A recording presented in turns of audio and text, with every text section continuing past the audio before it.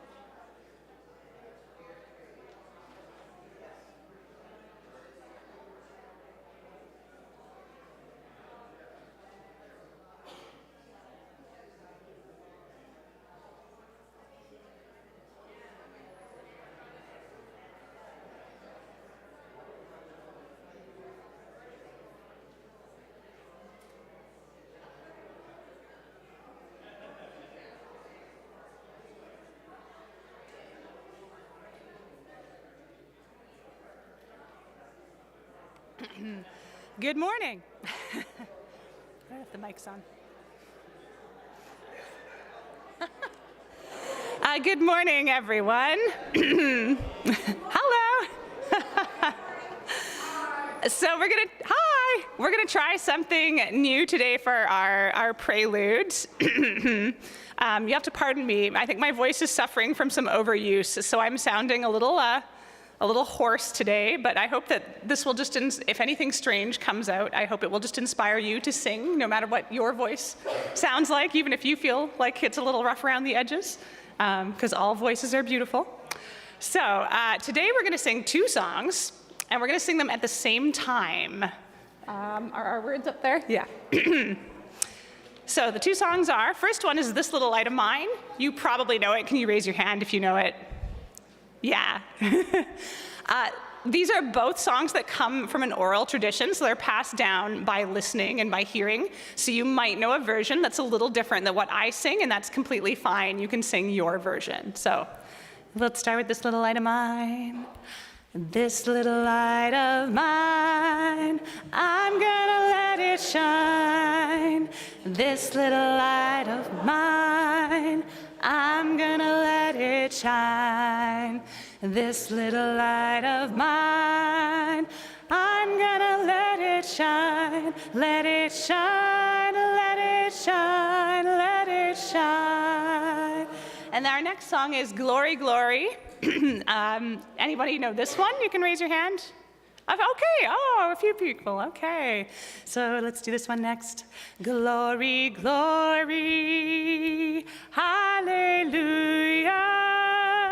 Since I laid my burdens down.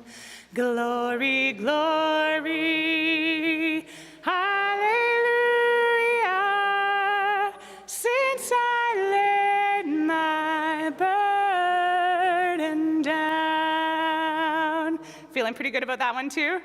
All right, okay, we're gonna divide in half. I feel like there's more people seated over here. So let's say everybody on this side to maybe about here.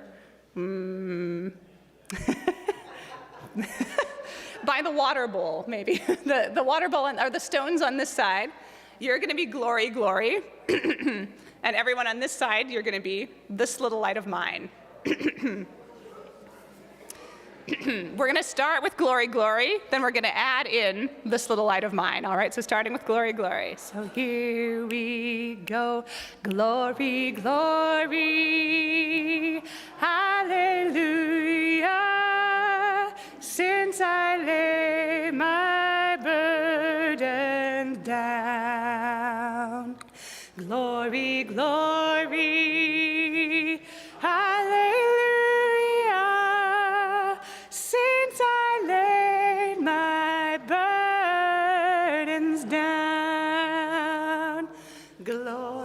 This little light of mine, I'm gonna let it shine. This little light of mine, I'm gonna let it shine.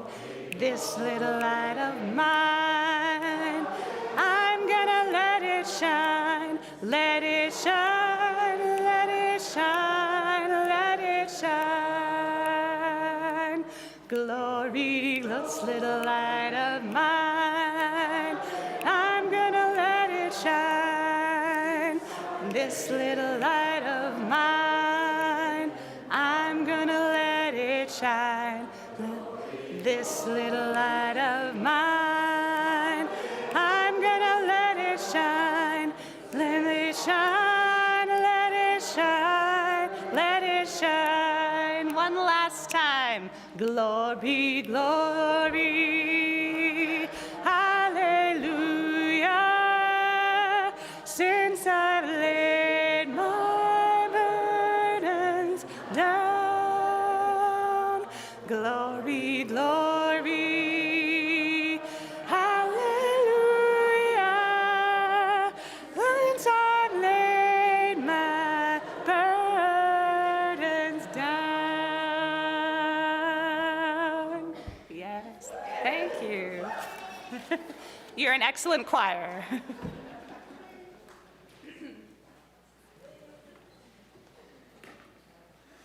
We lay down our burdens and we let our light shine.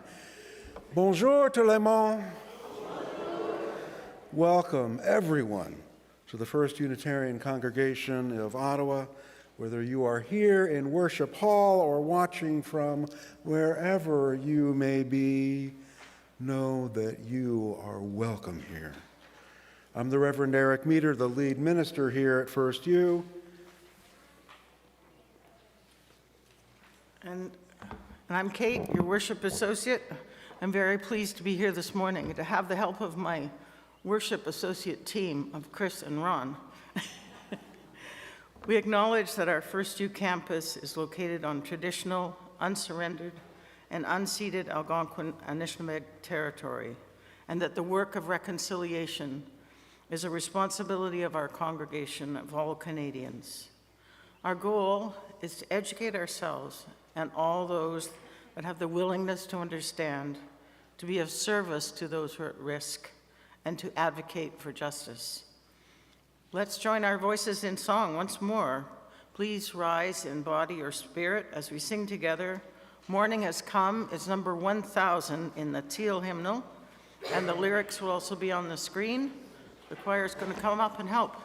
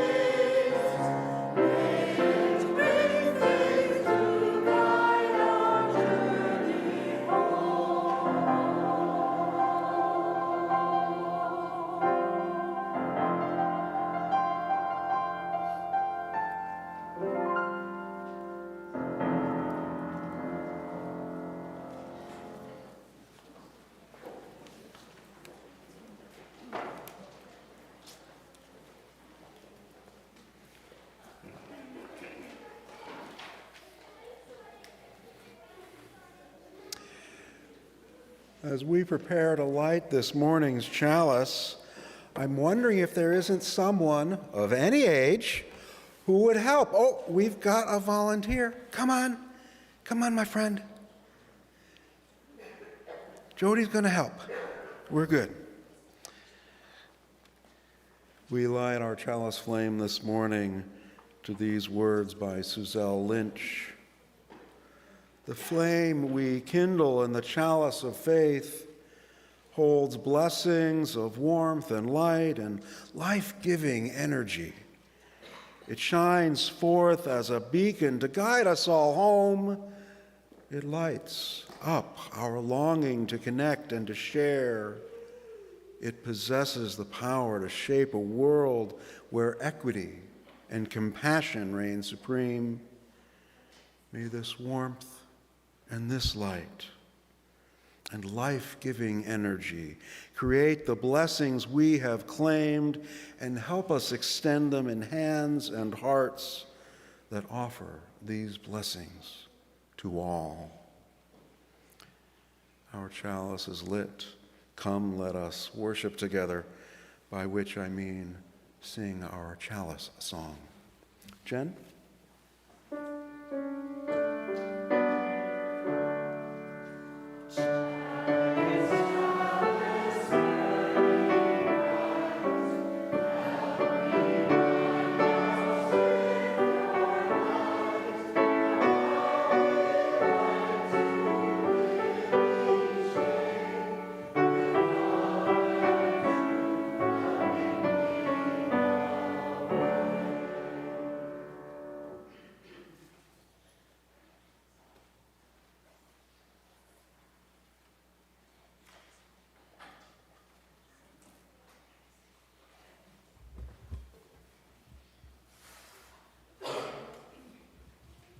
Good morning, everyone. I'm Jody McIntosh. I'm the Director of Religious Exploration, and I have a special story for you this morning. Today, I will tell a story about something fundamental to our Unitarian Universalist values, the act of welcoming newcomers. It's a simple concept, but its impact can be profound, both for the person being welcomed and the community as a whole. I have the idea of welcoming newcomers on my mind because next week we will be welcoming someone new to our congregation, someone who is traveling to us as we speak using a jetpack fueled by love. For those of you who were here for my story a few weeks ago, know who I am talking about. For those of you who weren't, you will have to wait until next week to see who our newcomer is. My story today is to help us prepare for them.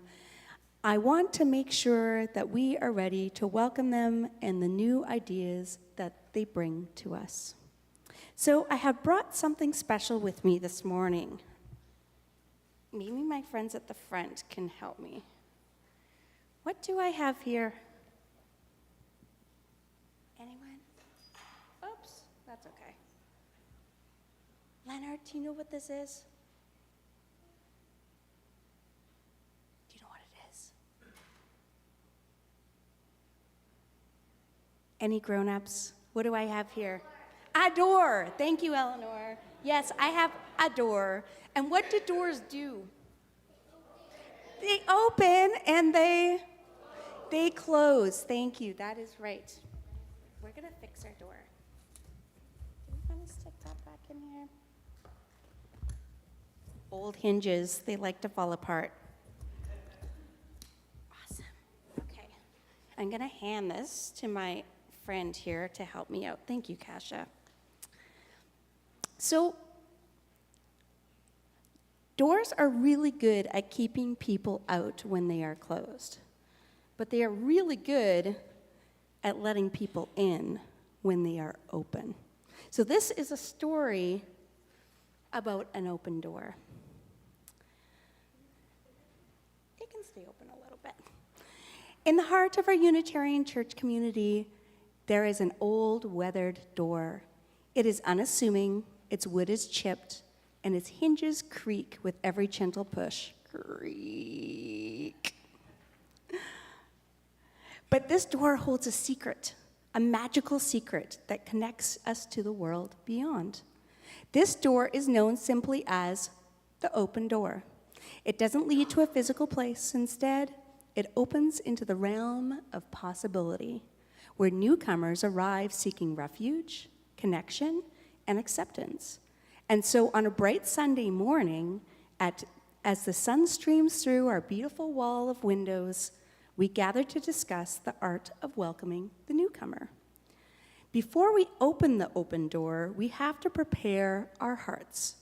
We imagine that each newcomer carries a unique story, a bundle of hopes and fears and dreams. As we welcome them, we set aside judgment and embrace curiosity. What if their ideas hold wisdom we've yet to discover? We practice empathy. We listen to our own stories of vulnerability, remembering moments when we too have been new and seeking solace. We learn that openness begins within as we sweep away the cobwebs of prejudice and fear. Newcomers bring gifts. Their ideas are like kaleidoscope pieces, shifting patterns that expand our view and help us live our values more fully. When someone offers a new perspective, we listen, we learn, and we grow. The open door is like fertile soil. When a newcomer plants an idea, we water it with curiosity. We let it take root, even if it challenges our well-tended rows.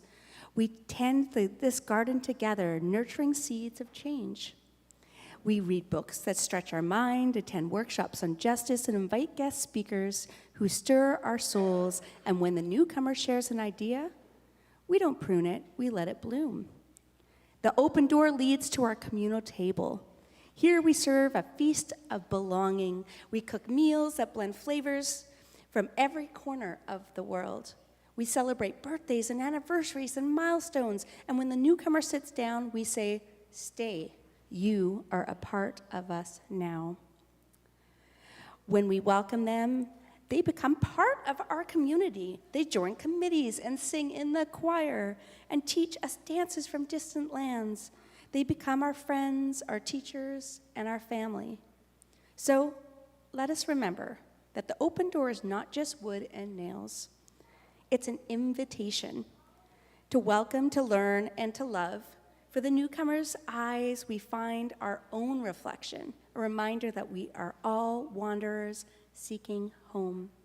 And as the sun dips below the horizon, casting a warm glow on the open door, we whisper, "Welcome, come in, you belong here."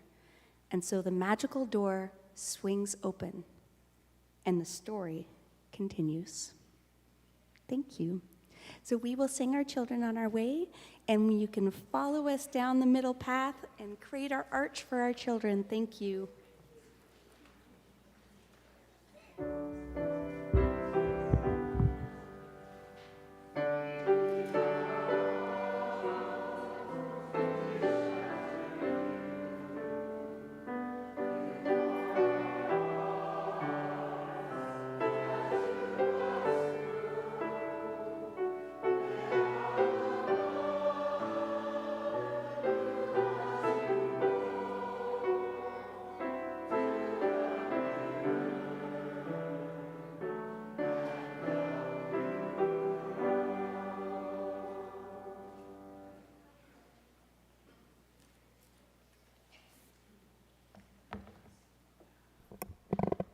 As health challenges continue, do take care and take advantage of online opportunities at FirstU to stay in touch.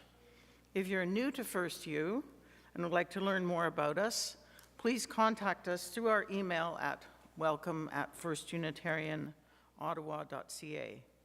And if you're right here in Worship Hall with us this morning, would like more information about FirstU, Mary at the back at the welcome table has lots of information for you.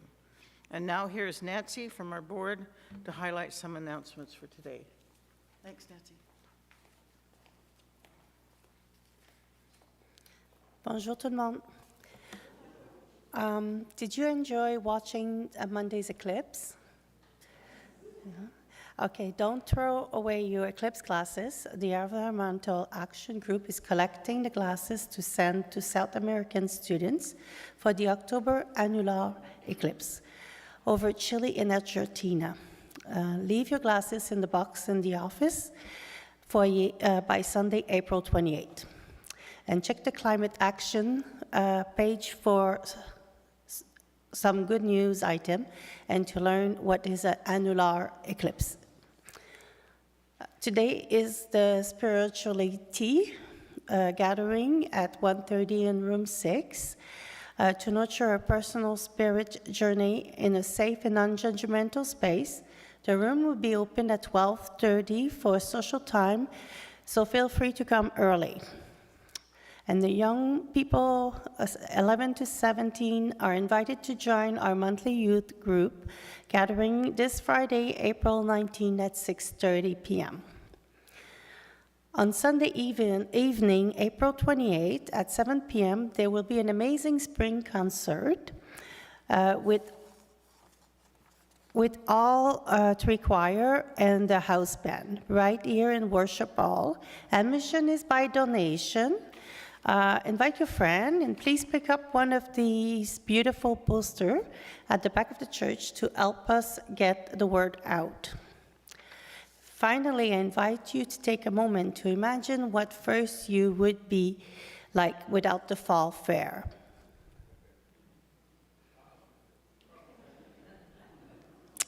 Yeah, we urgently need, now it's urgently need, one or two person to step up to lead our beloved annual fundraising sale and community building event in November.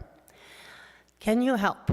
Detailed information on the duties and time commitment is available from our outgoing director, Carol Card, which is over there waving her hand if you have questions. And check with the EUU for her contact information if you don't have time today to talk with her. We encourage you to sign up to receive the EUU, our weekly email newsletter. Check our Facebook and our Instagram page and our website for notice and updates. Our calendar continues to be as full as ever, but with both activity online and in person. This morning, each of us is welcome. We of any heritage or faith, whatever our burden, of any culture or race, of any gender or orientation, in anybody, all that we are, today we are all part of the spiritual community. Welcome.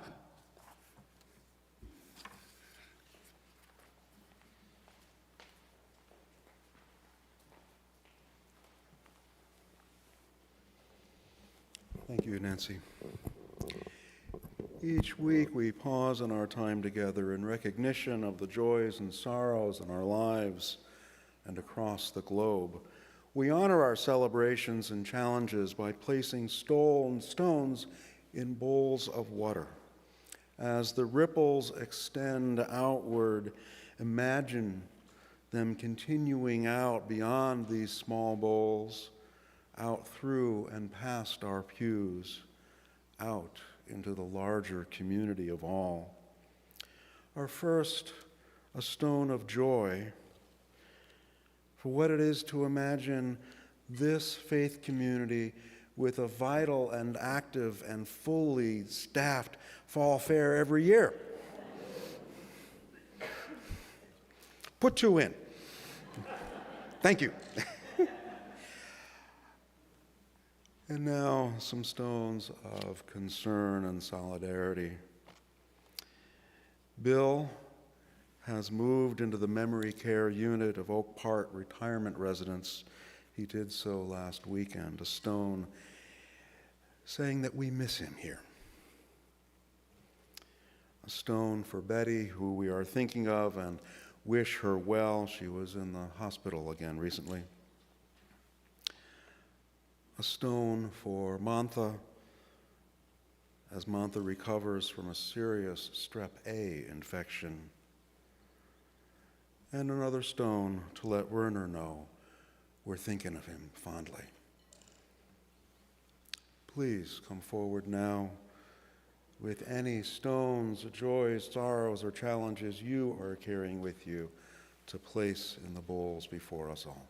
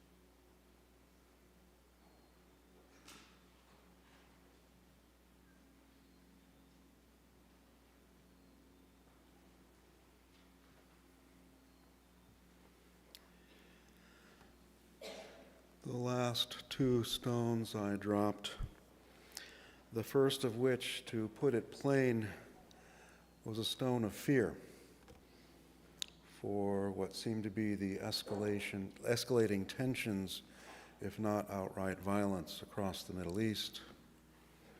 And the last stone, as always, a stone for all that remains in the silent sanctuary of our hearts.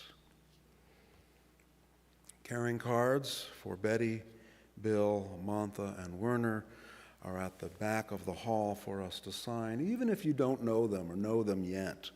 This is a way for us, with our signature, to extend on our care on behalf of those who have given so much to keep this community of faith as vital as it is. Let us move in a moment to a time of stillness and reflection. After several moments, Jen will bring us back together with the gift of music, and to guide us into the stillness, these words by Harold Babcock. Let us be quiet without and within. Let the stillness be in us. Let the silence hold you. Find the deep places of the soul. Begin to let go of the distractions which plague you. The peace for which you are searching is tangible. Reach out for the peace. Find your center if only for a moment. Listen to yourself. Relax. Be at ease. Nothing can disturb your peace.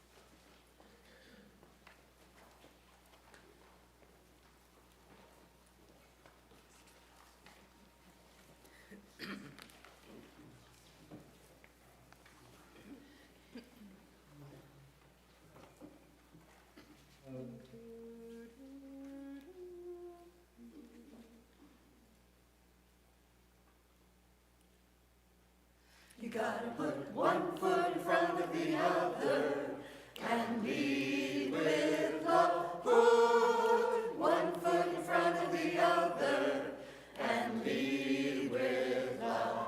You gotta put one foot in front of the other and lead with love. Put one foot in front of the other and lead with love. Don't give up hope. Don't give up hope. You're not alone. You're not alone. Don't you give up. Don't you give up. Keep moving on. Keep moving on. You gotta put one foot in front of the other and lead with love. Oh, one foot in front of the other and lead with love.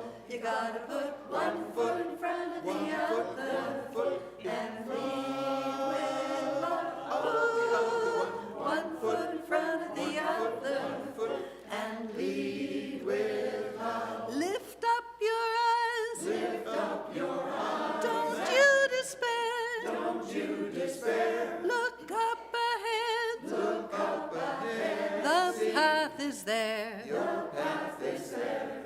You gotta put one foot in front of the other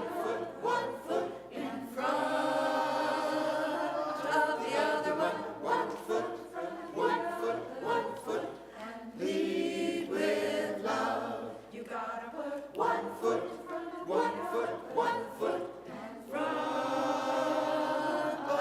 other one.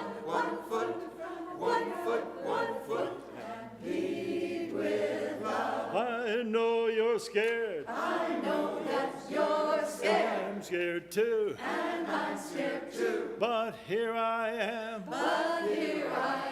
Right Yes. next to you. Right next to you. You gotta put one foot in front of the other one. One foot, and lead with love. You gotta put one foot in front of the other one. One foot, and lead with love. And lead with love. And lead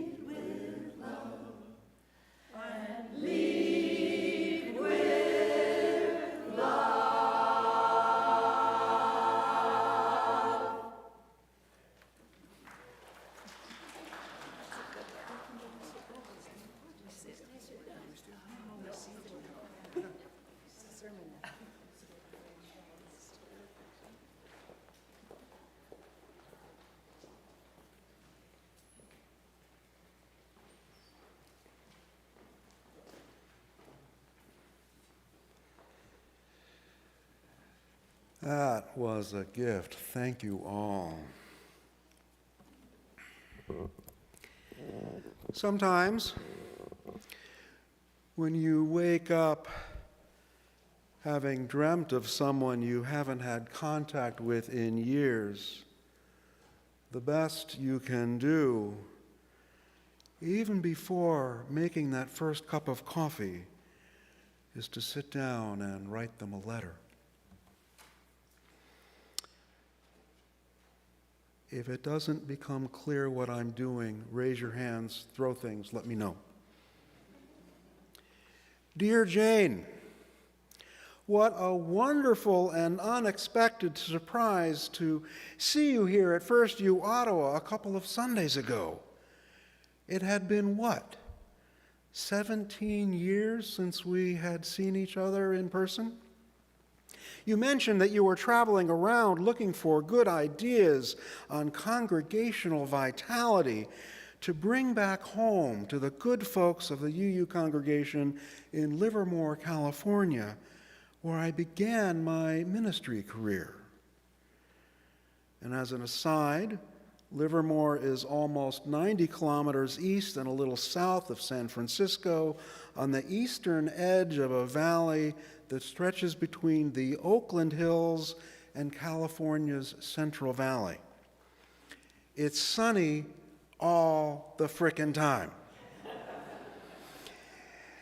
And I would start every service saying something to the effect of, "Another good day in paradise," something like that, which was not exactly what I meant. But anyhow, the area was once purely agricultural. When I was there between, 97 and 2007, the population was just under 100,000, and the town played three main roles. As a bedroom community for the South San Francisco Bay tech industries, it also provided grazing land for cattle and increasing acreage for wine grapes. And it was also home to not one but two nuclear weapons research facilities. An odd amalgam, if there ever was one. Now, getting back to the letter. It was great to see you, Jane, and I'm sure I smiled broadly on hearing what you were hoping to glean here. Going out of your way to pick up good ideas to bring back home, well, that sounds just like you. But why didn't you let me know you were coming all this way? We were talking, it was great to see you, and then I did a double take. You knew more about congregational dynamics than anyone else in town, with the possible exception of Reverend Bill Nebo at First Presbyterian. What new ideas were you hoping to pick up north of the border? I have to admit, Jane, I don't recall you serving on any community during my tenure with the congregation, although I know you must have, if not during, but before. You were the gravelly-voiced church matron, one of maybe 3 or 4 unofficial leaders of the congregation, though during my time with the congregation, I never knew you to push your weight around in any way. No, you stood back, and then if something needed to be said, you said it. Clearly, no one wanted to wake up on your wrong side. I think that you must have retired from your career as a technical writer at Lawrence Livermore National Lab by the time I first arrived. I never asked you how you got so damn smart. Sorry, swear word. You seem to know everything, just as about everything. You were widely read, it was clear, but I never imagined that you ever slept, did you? During my time with the congregation, I first heard the phrase, the question, would you rather be right or happy? One of those awful questions, at least for me. But looking back on it now, You might have been the only person I've known who was most often both right and happy. At the start, you intimidated me more than I would ever care to admit, but then I came to see the twinkle of laughter in your eye. You were wise and wicked smart, and I learned more from you than I could say. But before I go any further, let me say, thanks again for the Porsche. What, you thought I'd forget? How on a Saturday afternoon workshop we were both in, the presenter gave us the best icebreaker question ever, saying, you have 3 months, and you can do anything at all. Funds and location are no object. What do you choose to do? Now, I'm going to ask you that question another Sunday. And how I replied that I'd love to get a fast sports car and drive it along windy hill roads for 3 or 4 days. And then when the thrill of it had begun to subside, I'd find folks who needed a new perspective and talk with them, hoping to help them find it. And how the next week you handed me a folded over paper grocery bag that was sealed on top with no less than 37 staples. And inside was a scaled down model of a silver Porsche Boxster. This silver Porsche Boxster.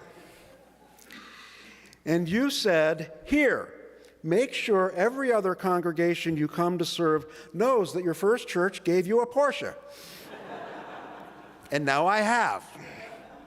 Only it wasn't the congregation that gave it to me, it was you, Jane, you.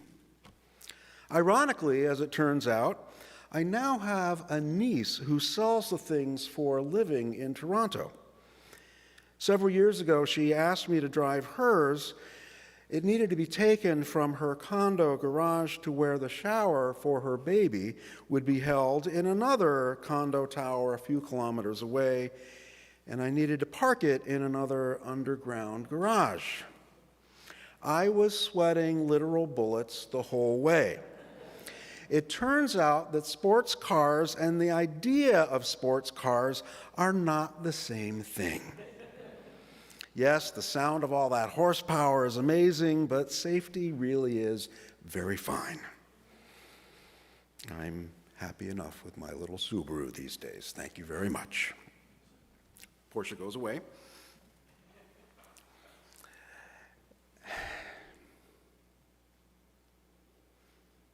Yeah, I can tell this story. And thank you also for not taking it personally, as some others in the congregation there did, when I preached on the Brookings Institution's report on how much the United States spent on its nuclear weapons programs over the years. They lifted up that, in fact, back in the 50s, the Department of Energy testified before the U.S. Congress that the nation's nuclear weapons program would cost no more than 3% of the U.S. gross domestic product, and how, in reality, between the 50s and the mid-80s, it ended up costing 12%. 4 times as much. That's a lot of schools, hospitals, and bridges. My conclusion, that even more than the nation's leading scientists and engineers, it was the United States economy that won the Cold War. When I preached that to the congregation in Livermore, the response was, I could summarize it as saying, they cast a cold eye on me, quoting back to the poet Yeats. The congregation was, of course, made up of those very scientists and engineers. But you, Jane, appreciated the truth of what I was trying to make clear. But that was then, back in the States. You came here to Ottawa to learn about those of us here now. Here's what I can tell you. The first thing, and I've told these people this before, the first thing I was told about FirstU Ottawa was that the people here are not afraid to go big. And I've seen the truth in that. Even as going big isn't easy and can take at least as much patience as it does vision. Nothing big takes place overnight. Building projects like the one we're proposing can take years. They will also require sacrifice. I may have mentioned to the congregation here my brother's home improvement rule of thumb that any home project, no matter how small, will always require the shedding of blood and at least 2 trips to the hardware store. My brother's rule of thumb needs to be scaled up significantly for anything like what FirstU is envisioning for its campus. Those sacrificing the most in our goal to both promote reconciliation with the indigenous peoples of this land and also provide long-term sustainable income, necessary funds to balance out our pledge base. People who are sacrificing the most are the residents of Unitarian House next door, and arguably to a little lesser extent, the families and staff of River Parkway Children's Center, just out that way. The park-like ideal we have enjoyed off Richmond Avenue since the congregation moved here in '67, that's changing. As one of us said well over a year now, we have to get used to becoming an urban congregation once again. The LRT project saw to that, and we're opting to change it even more. All of that is real, and it's not sitting well with everyone. So there are few, if any, perfect solutions. And as you would say, Jane, what else is new? We do the best we can. I also talked with you about how in the early years of my ministry, I noticed that my sense of what human nature was expanded.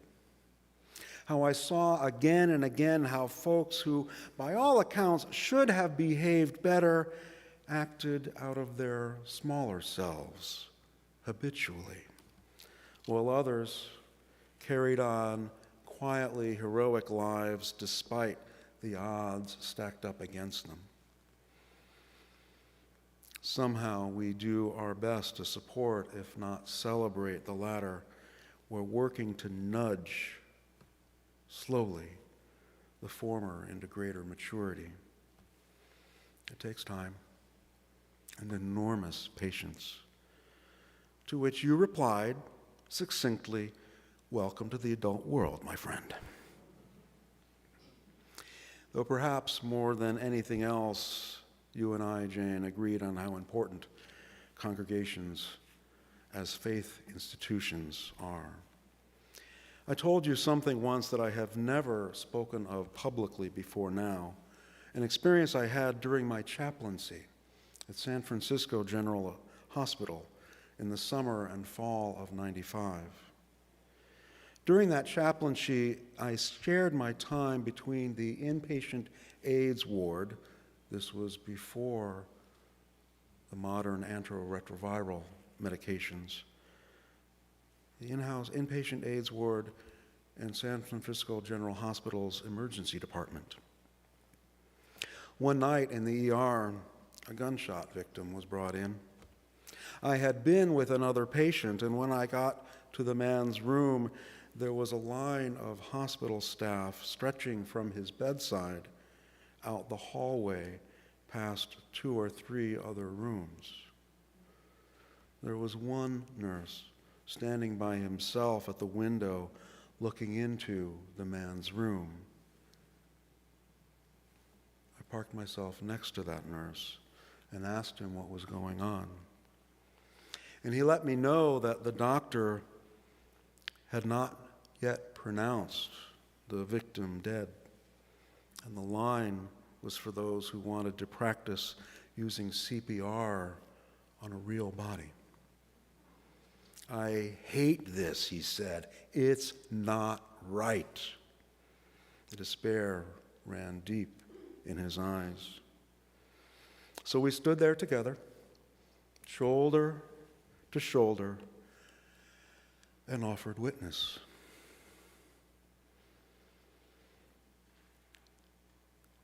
And then I asked myself the question, would the medical staff be practicing CPR if the patient had been an 18-year-old white girl instead of a big black man in his 30s? I wondered if I should speak up to stop, as the chaplain on the ward, this inhumane treatment. But I didn't know if I had the power to do that. So I simply stood beside the nurse and paid witness. And Jane, when I confessed this to you, confession is the right word, you replied that witness is crucial both by individuals and groups. And then you added that congregations can speak in places and ways and with power that individuals cannot.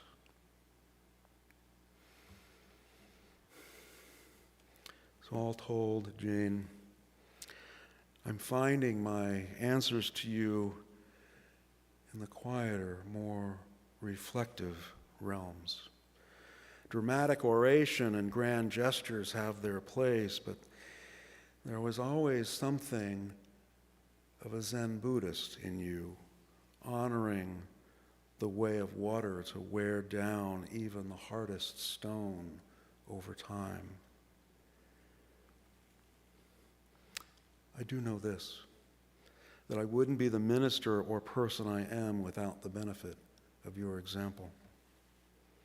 Thank you. That's what our communities of faith can offer all of us, places to learn from one another as we strive to become our best selves. And it wasn't until after I sat down to write to you that I remembered that you died of a heart attack. You died in the summer of 21, a year after suffering a very serious heart attack. And that last year of your life had to have been hell on earth. Your daughter asked me to write something for your memorial. And I guess in reflection, this is a longer version of what I wrote back then. I hear your gravelly voice sometimes on Sunday mornings before the start of our services here at Ottawa, as the folks arrive and begin to greet one another. I also hear your voice every now and then during coffee hour, and I look around startled to see where you might be, and I only find a fleeting shadow. And then I realize you're still very much a part of everything. And when the work seems to be asking more than I fear I can provide, I look at that car you got me, and I smile. With gifts like yours, the gifts we give one another, we can do anything we need and want to. Thank you, Jane. Thank you all.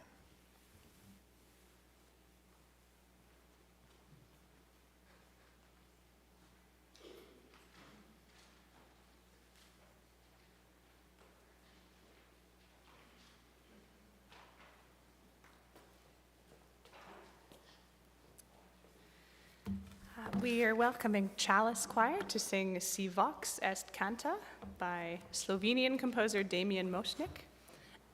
This piece, the title translates to If Voice Be, Sing Forth.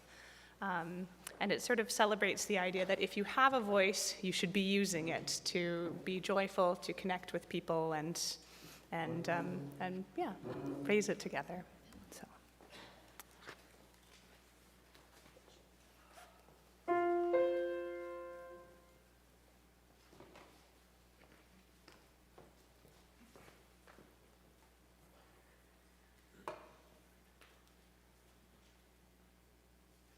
Si voces canta, si voces canta, si voces canta, si voces canta, si voces canta, si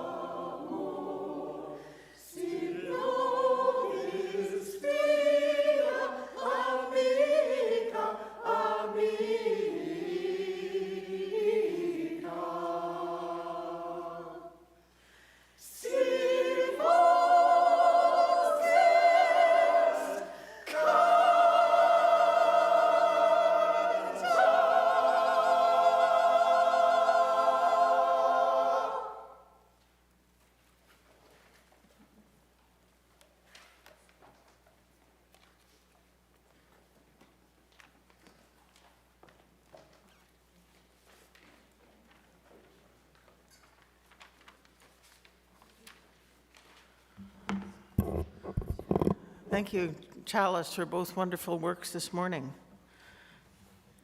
I invite the ushers to start passing the baskets at this time.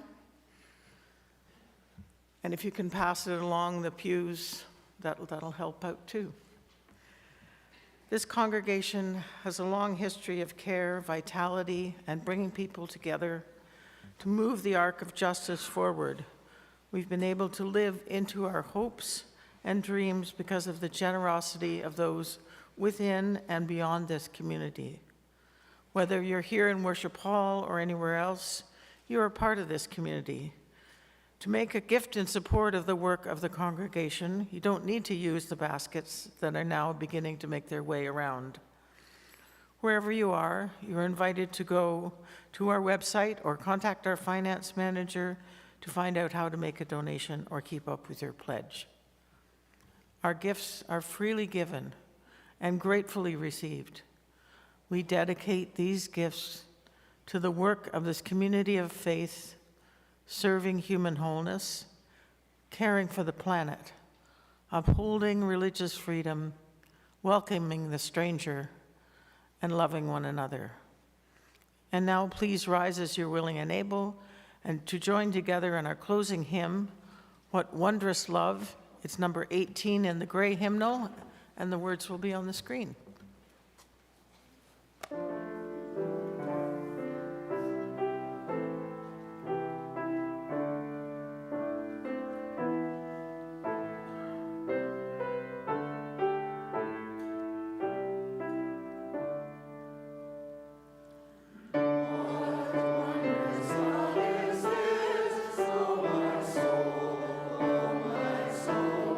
What wondrous love is this?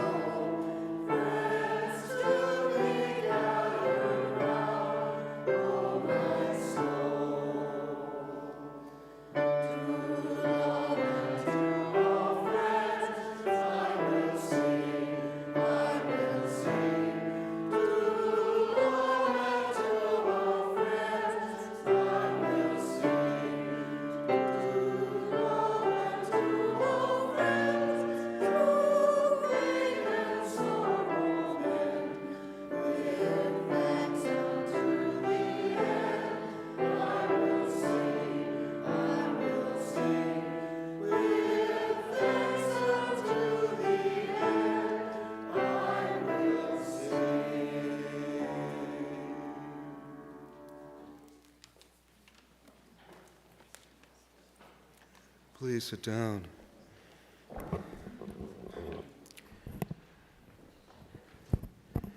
Before we begin to close this time of worship and reflection, a reminder that coffee hour will begin in Fellowship Hall just out there immediately after the service.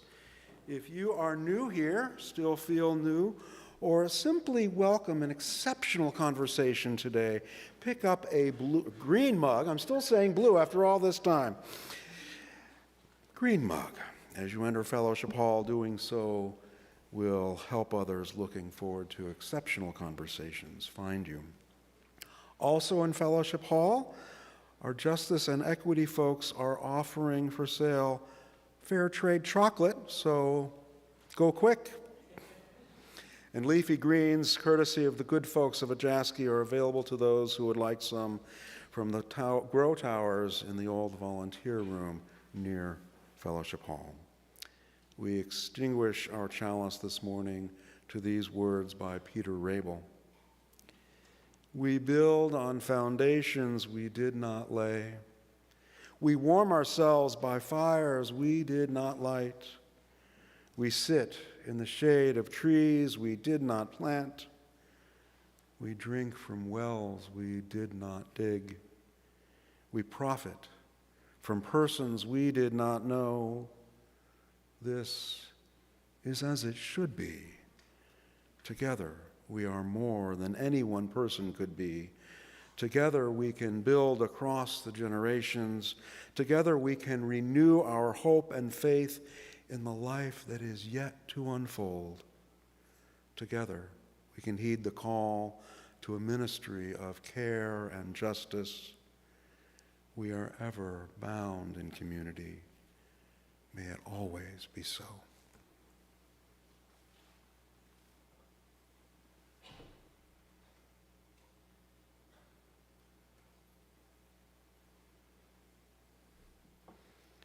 Jen, will you bless us again in leading us in our closing song?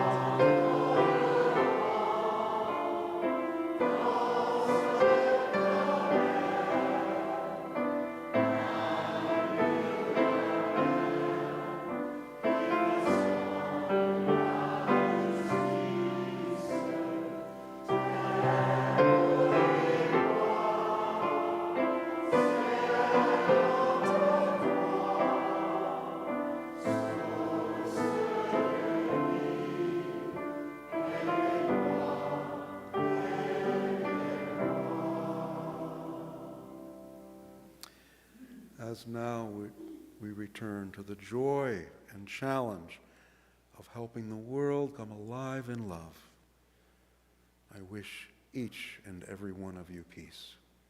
Go in peace, my friends. Go in peace.